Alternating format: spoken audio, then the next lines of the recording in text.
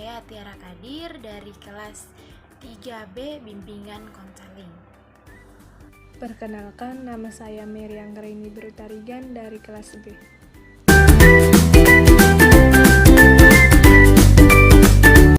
Istilah inteligensi atau kecerdasan bukanlah sesuatu yang baru bagi kita sebagai pendidik. Namun sejalan dengan perkembangan ilmu pengetahuan, ilmu tentang inteligensi pun berkembang. Nah, adapun karakteristik inteligensi. Yang pertama itu ada inteligensi berbahasa atau linguistik, inteligensi logis matematis, dan inteligensi visual spasial, inteligensi musikal, inteligensi kinestik tubuh, inteligensi interpersonal, dan inteligensi sosial, dan yang terakhir itu inteligensi naturalis. Gaya kepemimpinan dapat dilihat dari dua sisi, yaitu gaya kepemimpinan berorientasi tugas dan yang berorientasi bawahan. Nah, kepemimpinan juga dalam dua dimensi, yaitu struktur inisiasi dan konsiderasi. Struktur ini mengacu pada perilaku pemimpin dalam menggambarkan hubungan antara lain antara diri pemimpin dengan stafnya dalam upaya membentuk saluran komunikasi dan prosedur yang ditetapkan dengan baik. Sedangkan konsiderasi mengacu pada perilaku yang menunjukkan persahabatan, kepercayaan timbal balik, rasa hormat, dan kehangatan dalam hubungan antara kepala sekolah dengan guru-guru lainnya. Menyimpulkan bahwa kecerdasan intelektual hanya memberikan kontribusi setinggi 20% terhadap keberhasilan seseorang, sedangkan sekitar 80% dipengaruhi oleh faktor kecerdasan yang lainnya. Nah, di sini meluruskan makna kecerdasan dalam multiple inteligensi. Kecerdasan seseorang tidak dipengaruhi oleh tes-tes formal. Kecerdasan seseorang juga bersifat dinamis dan tidak statis.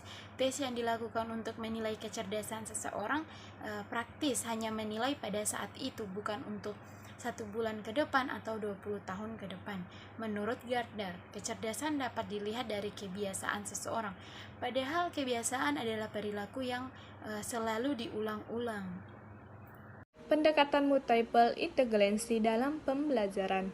Penerapan pendekatan multiple intelligensi dalam pembelajaran harus memperhatikan beberapa langkah, meliputi mengidentifikasi elemen-elemen multiple intelligensi dalam program kurikuler dan ekstrakurikuler.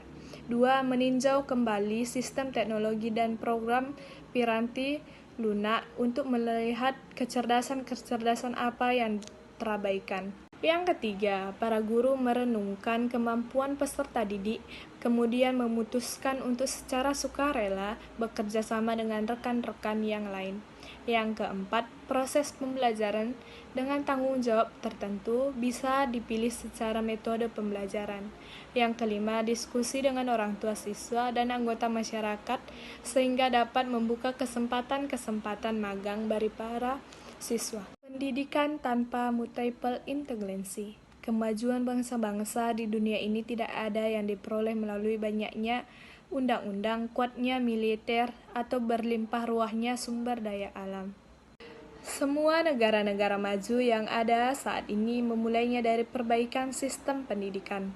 Kalaupun ada negara yang maju akibat invasi militer, itu tidak akan bertahan lama, kecuali ditopang oleh mutu pendidikan. Ada persoalan krusial yang hingga kini belum teratasi dengan baik. Penyebabnya, kualitas sumber daya manusia kita belum bisa bersaing dengan negara-negara maju lainnya. Persoalan tersebut adalah pendidikan kita belum mengakomodir konsep kecerdasan majemuk atau multiple intelligensi dalam dua konteks, metode pembelajaran dan pendekatan kejiwaan peserta didik. Faktor-faktor penting dalam meningkatkan kecerdasan ganda. Implementasi teori kecerdasan ganda dalam aktivitas pembelajaran memerlukan dukungan komponen-komponen setiap persekolahan sebagai berikut. 1. Orang tua murid. Komponen masyarakat, dalam hal ini orang tua murid, perlu memberikan dukungan yang optimal agar implementasi teori kecerdasan ganda di sekolah dapat berhasil. Orang tua dalam konteks pengembangan kecerdasan ganda perlu memberikan sedikit kebebasan pada anak mereka untuk dapat memilih kompetensi yang dia inginkan dikembangkan sesuai dengan kecerdasan dan bakat yang mereka miliki.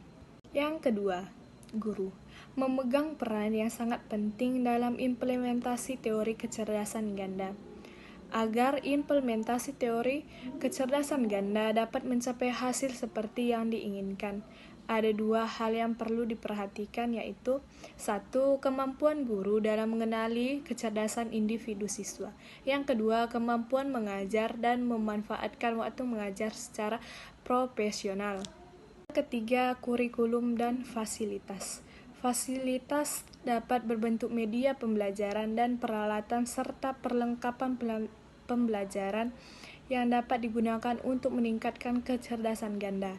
Contoh fasilitas pembelajaran yang dapat digunakan untuk meningkatkan kecerdasan ganda antara lain peralatan musik, peralatan olahraga, dan media pembelajaran yang dapat digunakan untuk melatih kecerdasan spesifik. Yang keempat, sistem penilaian. Sistem penilaian yang diperlukan oleh sekolah yang menerapkan teori kecerdasan ganda berbeda dengan sistem penilaian yang digunakan pada sekolah konvensional. Sekolah yang menerapkan teori kecerdasan ganda pada dasarnya berasumsi bahwa semua individu itu cerdas. Cara meningkatkan kecerdasan ganda. Ada beberapa cara yang dapat dilakukan untuk menciptakan suasana belajar yang mengembangkan semua kecerdasan, yaitu sebagai berikut. 1. Mengaktifkan seluruh indera anak didik. Ada 3 cara yang dapat dilakukan untuk mengaktifkan seluruh indera anak didik, yaitu sebagai berikut. 1. Melatih cara mendengar yang efektif. Yang kedua, melatih mata untuk membaca cepat dan efektif. Yang ketiga, melatih keterampilan menulis atau membuat catatan yang cepat dan tepat. Yang kedua, melatih inteligensi atau kecerdasan yang berimbang. Dengan teknik-teknik pembelajaran yang tradisional, kita sebagai guru pasti sulit melatih kecerdasan berimbang. Yang dimaksud dengan berimbang bukanlah melatih semua kecerdasan secara bersamaan, karena hal ini akan membuat pekerjaan yang sia-sia. Yang ketiga, melatih silang inteligensi atau kecerdasan yang berbeda. Yang dimaksud dengan silang di sini adalah setiap inteligensi atau kecerdasan anak didik tidak dikembangkan secara bersamaan, tetapi dikembangkan satu persatu secara terpisah. Tujuannya agar anak didik mengasah setiap bagian kecerdasannya selama waktu tertentu. Ini dapat dilakukan secara individu dan kelompok, dan bisa juga di dalam atau di luar jam pelajaran. Faktor-faktor yang mempengaruhi inteligensi. Ada beberapa faktor yang mempengaruhi pembentukan atau perkembangan inteligensi seseorang, yaitu 1. Faktor pembawaan, ialah kesanggupan atau potensi yang dibawa sejak lahir yang merupakan bahan dasar untuk perkembangan.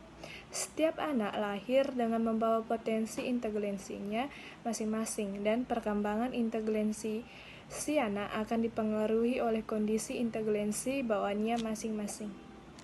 2.